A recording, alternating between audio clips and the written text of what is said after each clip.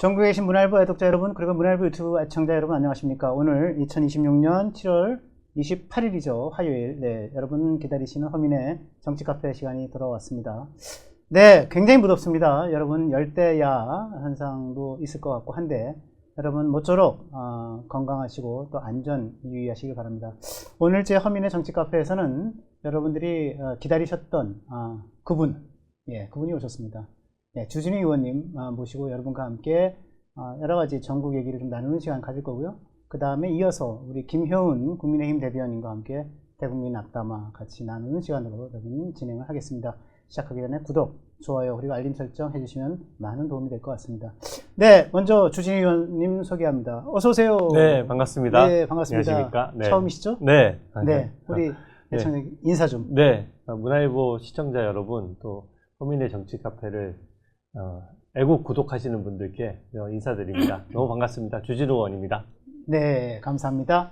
네, 실물을 보면 훨씬 더 잘생기셨어요. 뭐 화면도 좋으시지만, 네, 말씀도 잘하시고 내용도 있으시고, 네, 국민의힘 또 이 보수 정치권의 희망입니다.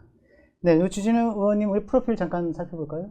검사 출신이신 거 잘 아실 거고요. 네, 국민의힘 법률자문위원장 지내셨고, 용산 시절 대통령 비서실 법률비서관으로 일을 하셨습니다. 네, 그 전에 동부지검 형사육부 부장검사까지 하셨고, 네, 사법연수원은 31기, 사법시험은 41회입니다.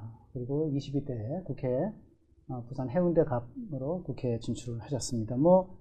법사위에서 맹렬하게 열심히 누구보다도 앞장서서 탁월하게 활동하시는 건 여러분이 잘 아시라고 생각합니다. 네. 과찬이십니다. 네. 막바로 현안으로 좀 들어갈게요. 네네. 이재명 대통령의 국정 운영 그리고 여권 상황에 대해서 좀 알아보겠습니다. 자, 검찰개혁, 이른바 검찰개혁. 네. 제가 볼 때는 검찰개혁 아닌데, 네. 네.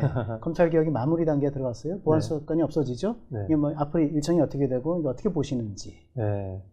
저는 이때까지 있었던 것 중에 보안수사권 폐지를 굉장히 심각하게 보고 있습니다. 네. 근데 지금은 민주당이 이미 이제 이번 달 말 7월 31일에 이 민주당의 독자적인 안으로 통과시키겠다. 이렇게 그렇죠. 지금 네. 호언장담을 해놓은 상황이고, 저희가 필리버스터를 할 예정인데, 그럼에도 불구하고 아마 민주당이 평소 해오던 것처럼 통과를 시킬 것 같습니다. 네. 근데 이게 지금 저는 민주당 이재명 정권의 치명타가 될 수 있다고 보는 것이, 그렇군요. 네. 네, 이거는 국민의 민생 치안이랑 너무 맞닿아 있습니다. 맞습니다. 네, 이번에 그 여고생 살인 사건에 장윤기 있어서도, 사건. 네, 네. 장윤기 사건에 있어서도 많은 국민들이 공감할 수밖에 없는 게, 다 아들, 딸들 키우면서 밖에 조금만 늦게 들어와도 불안하지 않습니까? 맞아요. 네, 예. 그런 치안과 관련돼서는 그래도 우리나라가 대한민국에서 치안이 좋은 편이었는데, 맞아요. 네. 지금 강간 목적의 살인이 있었다는 것도 놀랍지만, 그 살인 사건과 관련해서 이제 아버지가 경찰이라는 이유로 경찰이 살인범의 편을 들어주는 정말 엽기적인 상황이 맞습니다. 일어난 겁니다. 네. 그런데 보통 이렇게 되면은 경찰 조직에 대해서 해부를 하고 문제점을 파헤쳐서 오히려 권한을 뺏고 견제를 늘려나가는 게 상식적이었고, 이때까지 그렇게 해왔는데, 이번에는 오히려 최소한의 견제 장치까지 풀어버린 거예요. 맞습니다. 그러다 예. 보니까 국민들 입장에서 너무나 불안하고, 가뜩이나 지금 문재인 정부 때 마약 사범을 이런 식으로 한번 검찰에서 손을 묶어놓고 경찰로 다 넘기는 과정에서 마약 사범들이 확 풀리면서 지금 더 이상 우리가 마약 청정국이 아니라 학교에까지 마약이 진출되는 네. 상황이 왔거든요. 네. 이번 것도 굉장히 심각한 우려가 발생할 수 있고, 그러니까 정성호 장관이 사의 표명을 하면서까지 한번 만류해 보려는 것 같아요. 그렇군요. 그런데 지금 민주당 전당대회가 있다 보니까 민주당 강성 지지자들 때문에 지금 막혀 있는 상황입니다. 오히려 거꾸로 하는 개혁이 아니라 개악이죠. 네, 네. 그렇죠.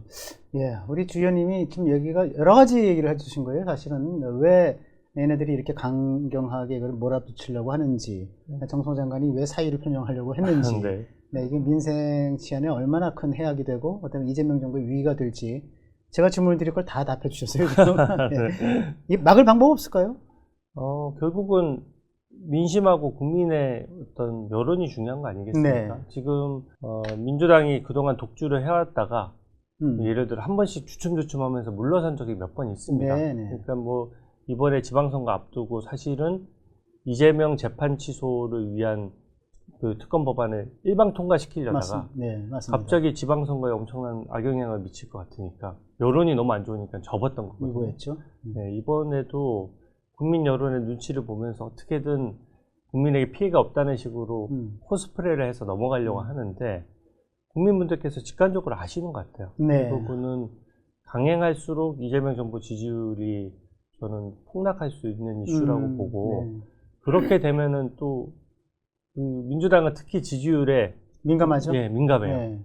그래서 지지율이 만약에 폭락하는 상황이 오면 본인들도 좀 고민을 할 것이고 대통령 거부권도 지금 남아있지 않습니까? 네. 그래서 거부권을 행사를 기대하시는군요. 근데 저는 기대는 거의 안 했는데 아니지만, 네.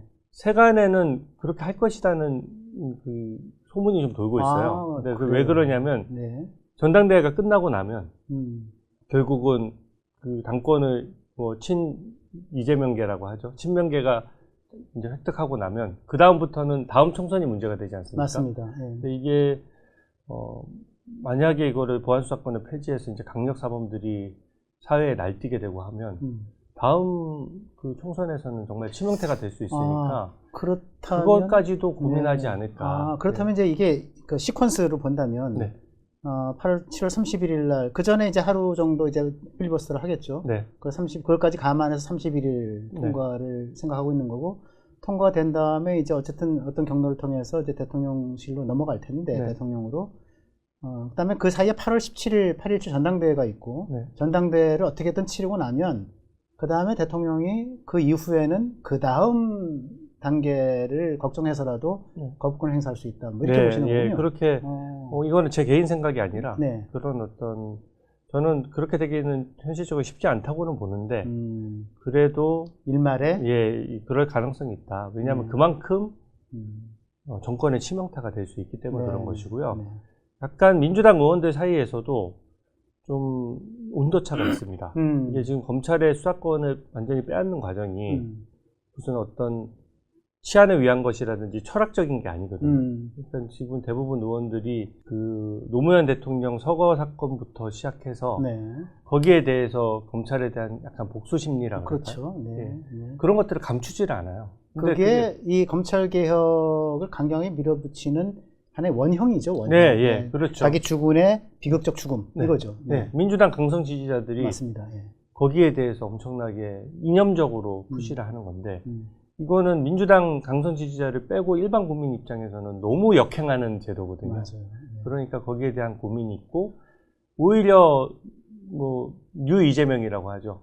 친명계 입장에서는 사실 그 이슈하고는 조금 온도차가 있어요. 맞아요. 거기에 대해서 그러다 보니까 실익을 위해서 강성 지지자의 마음을 사야 되긴 하지만 그대로 갔을 경우에 결국 정권을 잃게 되지 않겠는가 라는 고민을 할 수밖에 없겠죠. 우리 주진우 의원님 얘기를 들어보니까 그런 것 같습니다. 그러니까 결국은 민주당이 지금 당권주자들 뭐 김민석조차도 정부 총리도 있었고 검찰개혁 추진단에서 보안사건이 필요하다는 취지의 그런 의견을 내기도 했는데 그게 다 그런 것들을 다 무시하고 또 대통령이 수구위까지도 주문했는데 무시하고 정부의 안도 역시 검찰 개혁 완전히 폐지다, 보안사건 완전 폐지다까지 얘기하면서까지 하는 거는 결국 이게 당권을 의식한 발언이었죠. 그러니까 8.17 때까지는 당원들의 마음을 사기 위해서 당권 앞으로 그래서 강경 행보를 갈 수밖에 없는데 8.17이 끝나고 나면 다시 이제 국민 앞으로 으로 돌아갈 수밖에 없을 거라고 하는 추론이 가능하다는 얘기죠. 그죠? 그런 말씀하신 것 같아요. 그렇죠. 지금? 그 사이에 17일 사이에 그러니까 지지율이 폭락하면은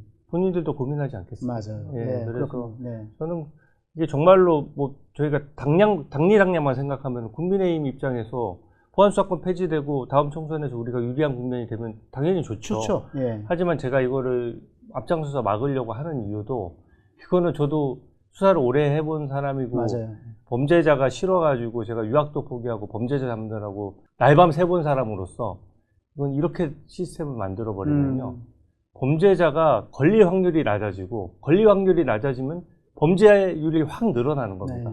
저는 이 길이 너무 뻔하기 때문에 이것만큼은 당을 떠나서 무조건 막아야 된다 그렇게 보고 있습니다. 제가 대법원의 그 양형위원회가 있지 않습니까? 네네. 거기서 양형 기준, 살인 사건의 경우 이제 양형 기준을 기본 이제 형량 권고량이 있잖아요. 근데 보면은 장윤기 사건이 경찰 수사로 만약에 종결이 됐다라고 했을 경우에는 10년 또는 징역 15년에 풀려날 수도 있고, 이게 지금 23세 장윤기가 30대에 멀쩡히 그냥 대로를 밟을 수도 있다는 게 결론이 나오는데, 검찰의 보안 수사를 통해서 사실 이게 특수 목적 결합살인이 되기 때문에 네. 양형이 20년 이상 또는 무기징역 이상으로 나와서 네. 확 차이가 나더라고요. 네. 예, 이 정도로 차이가 있는데 눈으로 빤히 보는데도 보안 수사권 없어졌다. 그래서 민주당은 뭐 피해자의 뭐 발언을 뭐 청취할 수 있는 뭐 이런 거를 법안에 뭐 넣겠다 뭐 네. 이거로 안 되는 거 아닙니까? 네, 지금 이제 그나마도 법안에 없다가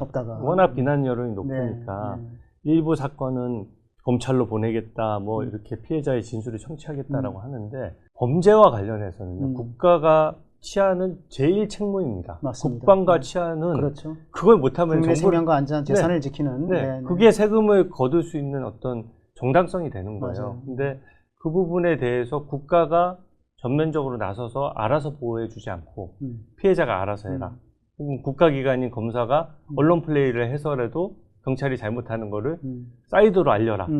그렇게 하는 거는 정상적인 시스템이 네, 아니죠. 알겠습니다. 그 민주당이 이해 충돌과 가까운 뭐 잘못된 판단을 했다. 뭐 어떤 뜻이죠? 네. 이번에 검찰로 이제 사건 일부 보내겠다라고 하면서 네. 그나마 일부를 보내겠다고 합니다. 그게 아동학대, 뭐 스토킹, 맞아요. 강간 사건 이런 거예요. 네. 근데 거기에 빠져 있는 게 뭐냐? 정치인이 뇌물 받는 거, 아하. 간첩 사건, 마약 사건, 네. 이런 사건들은 빠져 네, 있습니다. 그러면 사실상 민주당이 수사를 안 받겠다라고 하는 뒤에 꼼수가 있는 거 아니냐. 왜냐하면 정치인이나 권력을 가진 사람일수록 2중, 3중으로 감시받고 수사받고 잘못하면은 누구보다 더 엄정하게, 어떻게 보면 국민보다 더 엄정하게 수사를 받을 수 있는 여건이 형성된 것이 선진 법치 국가인데 네. 이거는 반대로 하는 거죠. 민주당 의원들은 돈봉투 사건이 있어도 소환조사도 안 받고 안 나가버리고, 거기에 덧대서 권력에 취약한 구조에 있는 경찰에게 다 맡겨놓고 검찰은 아예 손도 못 대게 한다. 그렇다고 하면은 또 문제가 생기는 거고, 중수청 만들어지는데 네. 중수청 수사관 한꺼번에 왕창 뽑아야 되잖아요. 보통 검찰은 1년 1년 단위로 뽑기 때문에 네. 지금 뭐 김대중 정부 때 들어온 사람, 노무현 정부 때 들어온 사람, 또 박근혜 정부 때 들어온 사람 다양하거든요. 근데 이번엔 중수청을 만들면서 한 번에 다 민주당 베이스에서 뽑아버리잖아요. 네. 그러니까 공수처처럼 민주당 산하의 검찰청처럼 기능할 수 있기 때문에 결과적으로 민주당이 자기 방탄용으로 자기 뇌물 사건은 네. 수사 안 받도록 만들어 놓은 네. 것이다. 저는 그렇게 보는 거죠. 알겠습니다. 네. 오늘 어쨌든 말씀 중에는 결국 이제 대통령이 국정 지지율 떨어지고 또 어쨌든 간에 또 다음 선거랄까 이런 것들을 생각을 한다면 거부권을 행사할 수도 있지 않겠느냐라고 하는 어느 정도의 기대감 같은 것. 네. 굉장히 재미있는 포인트가 들은 것 같습니다. 네. 정성호 장관이 사의 표명한 거는 비단 이 때문만이었을까요? 제 생각할 때는 공소 취소에 대한 정치적 법적 압박감도 좀 작용한 거 아닌가 싶은데. 그 대장동 항소 포기부터 네. 좀 힘들어하는 게 제 눈에 보였습니다. 네, 왜냐하면 이게 지금 소위 말하는 전화 3번 해서 이재명 피고인의 공범관계에 있는 네네. 어쨌든 김만배 등 대장동 일당에 대해서 국민 여론도 너무 안 좋고 실제 6, 7천억을 그냥 꿀꺽한 거잖아요. 그 맞아요. 과정에서 일반 시민들은 피해를 본 사안이고 그런 사안에서 검찰이 항소를 포기하는 거는 제가 상상해 본 적도 없는 일이거든요. 네. 근데 그 과정에서 외압을 행사했다는 의혹이 나오고 그 과정에서 또 법무부에서 연락한 것들이 나오고 또 이재명 정부 청와대에 있던 그 행정관이 법무부 장관의 법률보좌관으로 있으면서 네. 여기와 관련돼서 과연 그럼 청와대도 몰랐겠느냐 이런 이슈가 나오면서 그때부터 좀 괴로워하는 게 보였고요. 답변이 궁색하더라고요. 그래서 그랬던 점이 있고 그게 더 지나가서 지금은 이재명 공소취소 문제가 있죠. 맞아요. 네, 그리고 또 이번에 이 보안수사권 폐지가 됐을 경우에 강력사범 사건이 나올 때마다 엄청난 책임론에 휩싸일 겁니다. 맞아요. 저는 미리 그러니까 법률상 양심도 작용을 한 것 같고 네. 그리고 이 과정이 일련의 과정이 결국은 나중에 본인의 사법 리스크로도 확대될 수 있다. 이렇게 보는 그렇군요. 알겠습니다. 자, 이재명 대통령이 그 17억 7천만 원 근저당 설정해서 자기 부동산을 뭐 지인인지 아닌지 모르겠지만 하여간 팔았어요. 매도했어요. 네. 뭐 매도인 대출 뭐 이런 얘기를 하던데 뭐 네. 편법 뭐 위법은 아닌데 불법은 아닌데 편법 아니냐 우회 판매 아니냐 매매 아니냐 이런 얘기를 하는데 뭐 어떻게 평가하시고 한마디로 좀 정리를 해주시죠 이 사건. 이때까지 이재명 정부가 국민 보고 하지 말라고 한 짓을 전부 다 합쳐서 한 번에 한 겁니다. 예, 확실히 그러니까 명쾌하군요. 예. 그래서 결과적으로 대출 일으켜서 사지 마. 꼭 현금만 가지고 온전하게 그 집에 실거주할 사람만 사라고 했는데요. 거기 보면은 이 집이 지금 얼마 전에 속보도 났는데 이 집이 그 딱지. 재건축 예상지여가지고 이제 사업자 인가고시가 나는 순간 물딱지가 되는 그렇죠. 겁니다. 네. 그러니까 그 전에 7월 말 전에 이 집을 반드시 팔아야 29억을 받을 수 있는 거고요. 그 이후에 팔면은 소위 말하면 한 15억 정도 받는 거예요. 그런데 네. 그러니까 무이자로 빌려주니까 그 네. 지인과 혹시 아는 사람 아니야 이렇게 보시는데 그게 아니고 이재명 대통령은 더 큰 이득을 얻는 겁니다. 네. 그러니까 사실은 시기가 한정돼 있고 매물이 안 팔리니까 어떻게 보면은 그렇게 무이자로 대출을 17억 7천만 원을 해주면서까지 네. 이렇게 찾은 거거든요. 네. 그러면 일반 국민들이 그럼 이재명의 집을 사는 사람 입장에서 보면 그 사람은 정상적인 집을 실제 거주하는 사람입니까? 아니면 투기꾼입니까? 이 질문을 국민들이 하고 있는 맞아요. 거거든요. 네. 당장 살 것도 아니고 재건축하게 되면 또 집을 허물어야 되잖아요. 네. 그러니까 지금 당장 들어가지도 못하거든요. 네. 그러니까 이게 국민들한테 그동안 특히 청년이나 신혼부부들한테는 다 대출까지 막아서 이미 맞아요. 계획까지 네. 수립되어 있는 사람들조차 네. 집을 다 못 사게 맞습니다. 하고 또 실거주 의무를 너무 과도하게 부과하다 보니까 이게 지금 이사 시기랑 너무 딱 맞아떨어지지 않으면 아무도 거래를 못하게 만들어 놓고 딱 이재명 대통령만 거래를 하니까 국민들이 화가 안 날 수가 없죠. 하지 말라고 해놓고선 그걸 자기가 다 하고 있어 네. 지금. 그리고 나는 괜찮아 라고 하고 네. 국세청도 그 전에 몇 달 전에는 이런 거래에 대해서 엄포를 놨었어요. 네. 이상한 자금 출처 다 들여다보겠다. 자기 돈 아닌 다른 사람 돈 들어가면은 내가 세무조사 다 해가지고 이 집산 자금 외에도 세무조사 받아서 세금 폭탄 맞을 수 있어?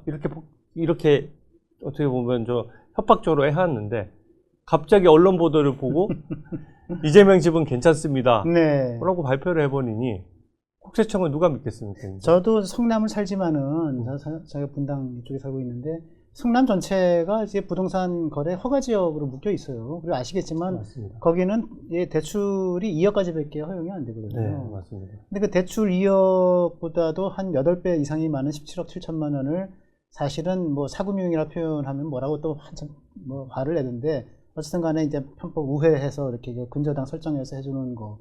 원래는 그렇게 해서 대출을 억제하고 규제하는 이유는 대출 끼고 집 사고 뭐 해가지고 이걸 가지고 다시 집값이 오르면 팔아가지고 이제 차익을 얻는다 뭐 이거 맞겠다 이런 거였잖아요. 네. 그렇게 대출 끼고 집 사지 마라 전세 사도 하지 마라 이렇게 해놓고 나선 자기는 그렇게 했다고 하는 거에 대해서 요즘 뭐 최근에 이 뭐랄까 국정 지지도가 떨어지고 있는 거 다시 요것도 요가 관계가 있는 것 같아요, 그죠? 그러니까 그 내로남불 이슈도 있지만요.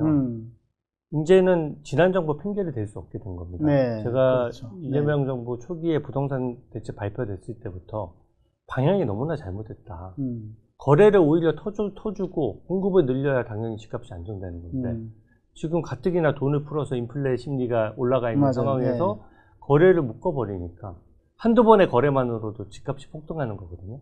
되게 놀랍게도 제가 비교를 해봤는데 부동산 관련된 카페에도 많이 올라와 있습니다. 문재인 정부 때 처음에 대출 규제했다가 실수요 의무 부과했다가 토지거래 허가구역으로 묶었다가 보유세 올리는 이 과정이 맞아요. 네. 날짜까지 놀라울 정도로 똑같아요. 그렇군요. 문재인 전 대통령도 스스로 제가 부동산 정책은 잘못했습니다라고 고백할 정도로 이게 실패한 정책이잖아요. 그 실패한 정책을 똑같이 시행하고 있고 그러니까 1년 뒤의 결과가 문재인 정부 때보다 더 집값이 올랐다. 이게 결과로서 나온 거거든요. 네. 제가 부동산 대책 낼 때마다 SNS에 이거 거꾸로 가는 정책이라고 맞아요. 네. 정말 한 40번 정도 글을 썼습니다. 제 그 SNS 다 남아있어요. 그때마다 이렇게 하면은 월세가 오를 수밖에 없고 전세는 실종될 수밖에 없고 집값은 오를 수밖에 없다라고 얘기를 했는데 그때마다 국민들에게 호언장담을 해온 거죠. 아무 문제 없다. 네. 집값 이번에 잡는다. 그리고 좌파 매체들 다 달라붙어서 집값 잡히게 돼 있다. 전문가들 논평 붙여서 다 그렇게 해왔거든요. 결과가 정반대로 갔다면은 네. 정상적이면은 그때 정책을 위반했던 사람들을 경질을 해야 되는데 이제 와서 또 본인들 가까운 사람들 모아놓고 토론회를 해가지고 더 잘못된 방향으로 가겠다고 하니까 네. 저는 부동산 여기서 더 월세 더 오르잖아요. 그러면은 과연 민주당 지지자분들도 고통받지 않을까? 돌아서겠죠. 네, 돌아설 거라고 네. 저는 확신합니다. 국정 지지율 잠깐 볼까요, 우리? 네, 7월 20일부터 24일까지 5일간 조사한 거예요. 이게 평균치고요. 무선 RDD를 이용한 자동응답 전화 조사하고. 예, 그렇습니다. 지금 보시면, 네, 이게 6월 첫째 주, 둘째 주, 요게 지방선거를 거치면서 확 좁혀져가지고 이제 소위 이제 데드 크로스 또는 국민의 입장에서 골든 크로스를 이룬 것이 6월 세 번째 주입니다. 그러다가 거의 수평을 이루다가 7월 첫째 주, 둘째 주에 다시 떨어지다가 둘째 주 거치면서 셋째 주, 7월 넷째 주 와가지고 다시 뒤집어졌어요. 그러니까 이게 보면은 대통령이 지금 49.5% 국정 지지율이 46.3%, 그다음에 부정평가가 49.5%인데 이 46.3%가 리얼미터 조사로는 최하라고 하더만요. 네. 네. 그거는 제가 볼 때는 뭐 여러 가지 국정 실패, 부동산 문제, 그죠? 17.7억 근저당 문제, 그다음에 뭐 검찰 개혁을 이게 이런 식으로 이제 완고하게 끌고 가는 문제 이런 것들이 다 겹친 결과로 봐야 되겠죠, 그죠? 부동산이 네. 제일 큰 문제죠. 네, 그럴 것 같습니다. 먹고 사는 문제니까요. 네, 맞습니다. 국민의 분노를 불러일으키는 문제고 네. 또 국민의 또 이익에 현저하게 또 영향을 미치는 문제이기 때문에 네. 그런 것 같습니다. 예, 뭐 유시민 씨가 계속 대통령을 공격하고 있는 것도 사실 이런 식으로 가면 특히 이제 검찰개혁 또는 보안사건 문제 또 공소 취소 문제 이런 것까지 전부 다 복합적으로 들어있는 것 같은데 대통령 이 정권 실패한다 이렇게까지 얘기를 했어요, 그죠? 네, 네. 뭐 혹시 그거에 대해서 뭐 어떻게 지금은 정청래 후보 또 방송인 김어준 씨, 네, 또 유시민 씨 이렇게 해서 네. 사실상 연합을 한 거죠. 컬레 유족, 예, 컬레 예, 유. 예, 네. 제가 뭐 다 언급하진 않겠는데 그래서 네. 그 연합한 부분이 약간 열세로 있다가 유시민 씨가 또 말이 독하지 않습니까? 맞아요. 독한 말로서 거의 정권에 대해서 저주의 폭언처럼 이렇게 했는데 그게 민주당 강성 지지자들에게 일부 먹히고 있습니다. 네. 왜 그러냐면 실제 현상하고 좀 맞아떨어지고 본질하고 맞아떨어지거든요. 민주당 강성 지지자 입장에서는 그냥 이재명 대통령은 약간 굴러온 돌처럼 생각하는 분들이 있거든요. 근데 네. 왜 이재명 본인 재판을 취소하는 문제 때문에 민주당이 타격을 입어야 돼? 라는 생각을 하는 거고요. 반대편으로 또 친 이재명계 입장에서는 왜 이 보안수사권 폐지 같은 거를 막 밀어붙여서 나중에 우리 총선에서 표일일 걸 왜 해야 돼? 이렇게 생각해서 서로 생각이 완전히 다른 거예요. 그러다 보니까 사실 유시민 씨 얘기가 좀 먹히면서 지금 누가 봐도 김민석 후보가 된다라고 기자분들도 보신 분들이 많았는데 지금은 점점 지금 알 수 없다로 달라지고 있죠. 네. 그래서. 그 유시민 씨의 저런 의견도 그렇고 뭐 썩은 냄새가 난다. 이 정권은 실패할 것이다.